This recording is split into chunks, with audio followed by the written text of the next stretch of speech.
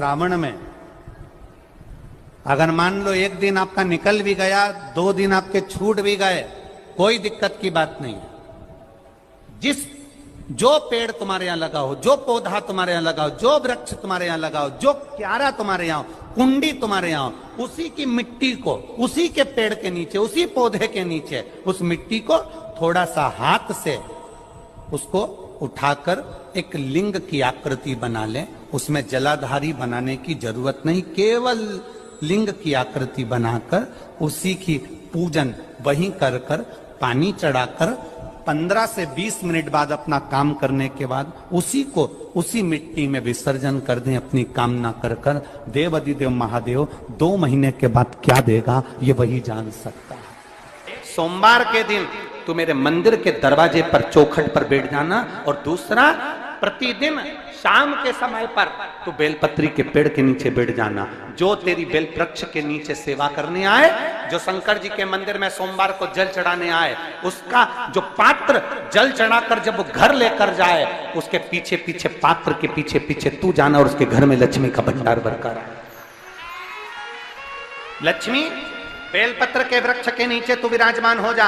उस बेलपत्र के वृक्ष के नीचे जो बुआरी लगाए, सेवा करे, चाकरी करे, एक बेटी को जैसे बड़ा करते हैं वैसे बेलपत्री के वृक्ष को जो बड़ा करे, बेलपत्री के वृक्ष का जो पालन करे, पोषण करे, उसकी संभाल करे, उस बेलपत्री के वृक्ष को जैसे जैसे वो उन्नति करे वैसे वैसे उसके घर में समृद्धि बढ़ते जाए। उस जिसका खुद का मकान नहीं हो, खुद का मकान नहीं हो, किराए के मकान में रहते रहते जिंदगी बीत रही हो, खुद का नहीं,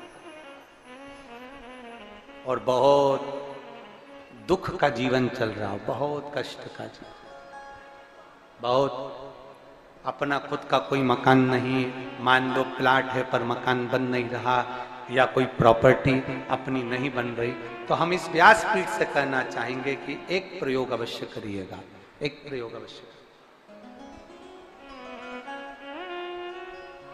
अपने आसपास के 5-6 बेलपत्र के वृक्ष देख लीजिए। अपने आसपास के नजदीक के 5-6 बेलपत्र के बड़े बड़े वृक्ष देख लो या छोटे वृक्ष देख लो। उन 5-6 वृक्ष को धीरे धीरे उनकी सेवा करना प्रारंभ करो, उन वृक्षों को बड़ा करना प्रारंभ करो, उन वृक्ष के नीचे सफाई करना प्रारंभ करो, उन वृक्ष को जल देना प्रारंभ करो, उन वृक्ष को आप खाद देना प्रारंभ करो, उन वृक्ष की सेवा संभाल करना प्रारंभ कर दो, उस वृक्ष के नीचे बुआरी काटना प्रारंभ कर दो, झाड़ू लगाना प्रारंभ कर दो, उस वृक्ष के नीचे सफाई करना प्रारंभ कर दो। उस बेलपत्री के 5-6-7 वृक्ष को आप गोद ले लो। गोद लेना मतलब मैं इसकी सेवा करूंगा, मैं इसमें जल दूंगा, मैं इसके खाद दूंगा, मैं इसकी सेवा करूंगा, कुछ मत करो, बस केवल इस शरीर से उस बेलपत्र के वृक्ष की सेवा करना रोज प्रारंभ कर दो। 6 महीना इंतजार करना और 6 महीना लगातार सेवा करना, 7वां महीना आपका और हमारा, और बताना कि भोलेनाथ ने प्रॉपर्टी दिलाई कि नहीं दिलाई और आगे बढ़ाया।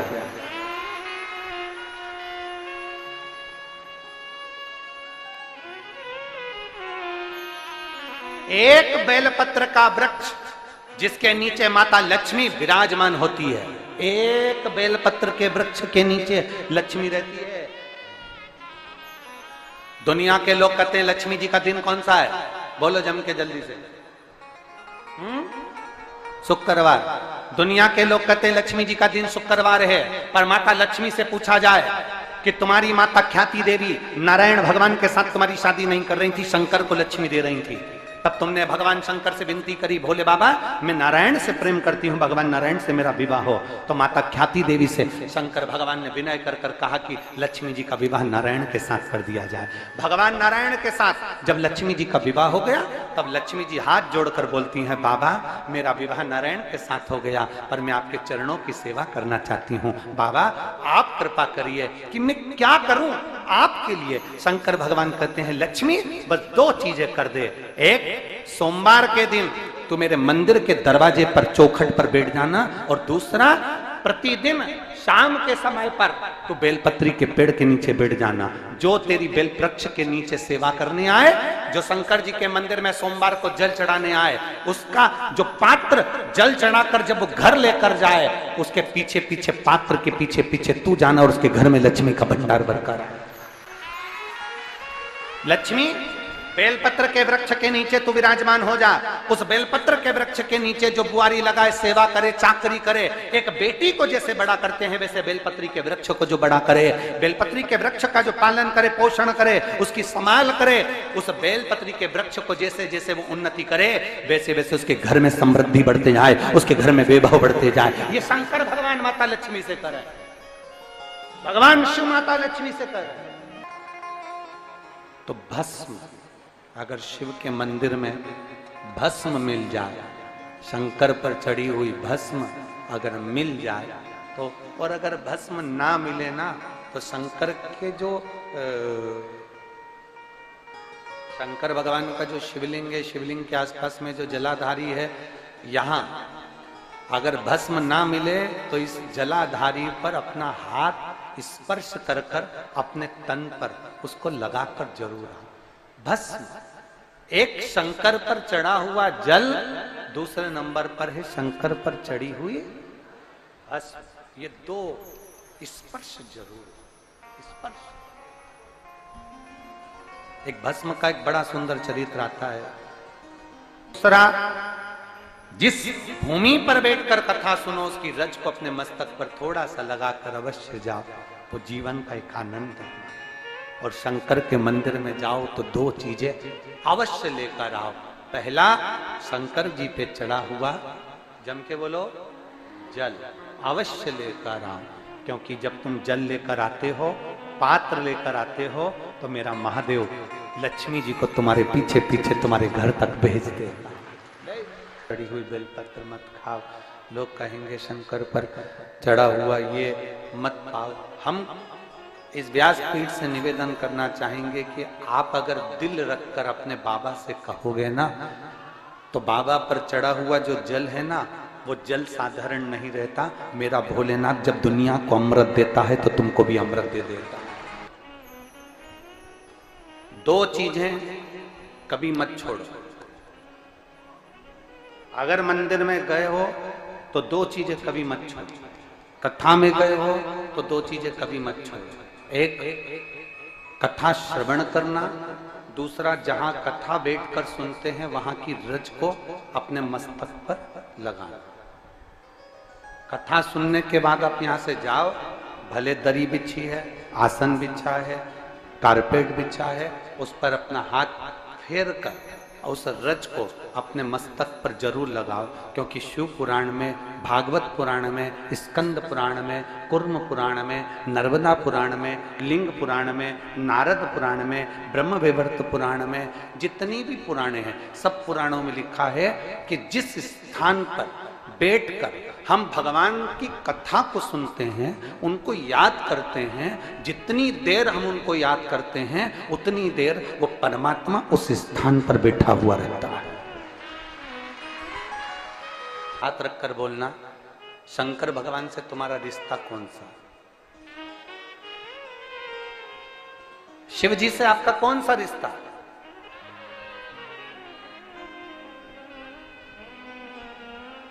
शंकर भगवान को आप क्या मानते हो? हमने आपको एक संबंध बताया था कि सीहोर कुबेरेश्वर धाम आपका मायका है, तो हम आपके भाई हैं, तो शंकर भगवान आपके पिता हैं, आपके बाप हैं, आपका बाबा है, आपका दादा है।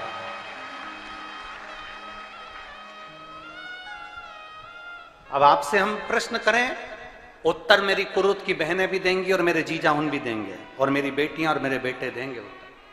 आपसे प्रश्न करें, अगर बेटी को दुख होगा तो क्या वो अपने बाप से नहीं कहेगी? बोलो तो जम के। बेटी को तकलीफ है, वो अपने बाप से ना कहेगी। बेटे को तकलीफ है तो वो अपने पिता से, अपनी मां से नहीं कहेगा, मम्मी मुझे ये तकलीफ है, पापा मुझे ये दुख है, माँ मुझे ये तकलीफ है, पिताजी मुझे ये कष्ट है। क्या वो अपने माँ बाप से नहीं कहेंगे? क्या वो अपने माँ बाप से विनय नहीं करेंगे? और माँ, पिता, फिर उसके करीब में, उसके नजदीक में जो भी होता है वो माँ बाप निकाल कर उसको दे देते हैं, माता पिता उसको दे देते हैं। लोग कहते हैं कि शंकर जी पे चढ़ा हुआ जल मत पियो, लोग कह देते हैं शंकर जी पे चढ़ी हुई बेलपत्र मत खाओ।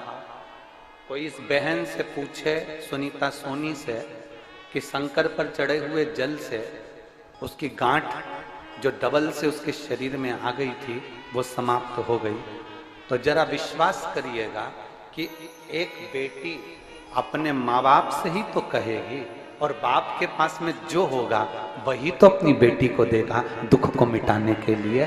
तो मेरे शंकर भगवान के पास तो उसका चढ़ा हुआ जल है। दूसरा, जिस भूमि पर बैठकर कथा सुनो उसकी रज को अपने मस्तक पर थोड़ा सा लगाकर अवश्य जाओ, वो जीवन का एक आनंद है। और शंकर के मंदिर में जाओ तो दो चीजें अवश्य लेकर आओ। पहला, शंकर जी पे चढ़ा हुआ, जम के बोलो, जल अवश्य लेकर आओ, क्योंकि जब तुम जल लेकर आते हो, पात्र लेकर आते हो, तो मेरा महादेव लक्ष्मी जी को तुम्हारे पीछे पीछे तुम्हारे घर तक भेज देगा। दो चीजें लेकर अवश्य आओ। और शिव पुराण में जाओ तो दो चीजें लेकर अवश्य जाओ। पहले नंबर पर शंकर की कथा और अपने अंदर विश्वास कि मेरे महादेव की मैंने कथा सुनी है, अब मैं भटकूंगी नहीं। सारी दुनिया में मैंने ठोकर खा ली, अब कहीं ठोकर नहीं खाऊंगी, अब तो दरवाजे पर महादेव के जाऊंगी, बाकी की दूसरा, कथा में बैठी हूं बाबा के इस रज को, ये रज नहीं है, ये धूल नहीं है, ये मेरे बाबा के कैलाश 12 ज्योतिर्लिंग का चंदन है, इसको मस्तक चढ़ाऊंगी अपने हृदय से। लाते हो आप लोग? हाथ उठाओ जरा, रख लो, बहुत बढ़िया, प्रणाम आपको, सभी को नमन। 2 बूंद जल लेकर आओ, पगला नहीं पियो तो उस जल को अपने घर में छींट दो।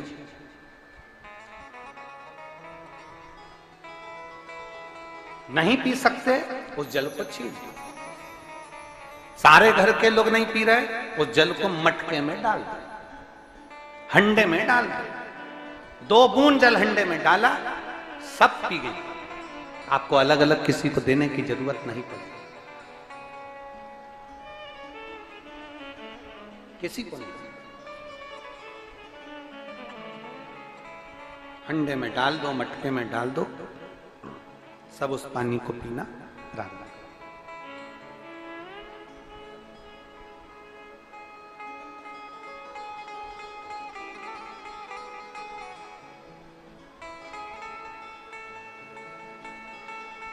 उस जल के महत्व को जो बच्चों का दर्द नहीं देख सकते, जब माता पिता अपने बच्चों का दर्द नहीं देख सकते तो देव अधिदेव महादेव तुम्हारा दर्द कैसे देखेंगे? वो भी तो काटेंगे तुमको, वो भी तो कष्ट मिटाएंगे। 2 चीजें कथा में जाकर ले। एक, जहां जगह मिल जाए वहां बैठकर कथा सुनो। धूप लगे, पंडालों की इतनी व्यवस्था नहीं हो पाती है, पंडाल लगाने वाले, टेंट लगाने वाले टेंट लगा लगा के थक जाते हैं, तो अपने साथ एक छाता लेकर चलो। 2 पानी की, जम के बोलो जरा, बोतल, बिछाने की दरी अपने साथ लेकर चलो। लोगों ने उमा महेश की कथा अपने जीवन में धारण करी कि नहीं करी वो हमको नहीं स्मरण है, पर एक बात का स्मरण करिएगा, ये जो कथा चल रही है ये गौरी शंकर चल रही है। इसके बाद में जो अमलेश्वर में कथा है वो कौन सी है? समर्पण शिव महापुराण कथा। उस समर्पण शिव महापुराण की कथा जब 2 तारीख को विराम हो जाएगी, तब उसके बाद में जो कथा 6 जून को प्रारंभ होगी सोलापुर महाराष्ट्र में, उस कथा का नाम रहेगा उमा महेश शिव महापुराण की कथा। उसको जरूर सुनो। सोलापुर में जो 6 जून से कथा होगी उसका नाम उमा महेश शिव महापुराण, उसको सुनना, श्रवण करना, उसको धारण करना है। उसमें इतने प्रश्न माता उमा ने भगवान महेश से करे हैं, और महेश भगवान शंकर उसका हर प्रश्न का उत्तर दे रहा है भगवान महेश, भगवान शंकर हर प्रश्न का। बाबा बोले माता उमा ने भगवान शिव जी से, महेश भगवान से, भगवान शंकर से करेंगे, बाबा भोलेनाथ जी बताओ संसार में जन्म लेने वाले व्यक्ति के जीवन में उसके भाग्य में अगर सुख नहीं है, उसके भाग्य में खुशियां नहीं है, उसके भाग्य में कोई अच्छा है ही नहीं, तो वो जीव क्या करेगा? वो जीव क्या करेगा?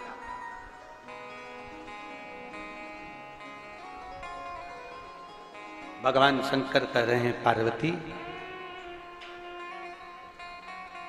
संसार में जन्म लेने वाला मनुष्य अगर उसके भाग्य में सुख नहीं, उसके भाग्य में अगर खुशियां नहीं है, उसके भाग्य में अगर सुख नहीं है, उसके भाग्य में अगर अच्छा नहीं है, पत्रिका दिखा ली सुख नहीं है, कार्य कर कर देख लिया सुख नहीं है, तकलीफ उसकी जिंदगी में चल ही चल रही है, तो भगवान शंकर कहते हैं, भगवान महेश कहते हैं, उमा उस मनुष्य को दूसरे का अच्छा करना प्रारंभ कर देना चाहिए, तो उसकी अच्छाई अपने आप सामने आना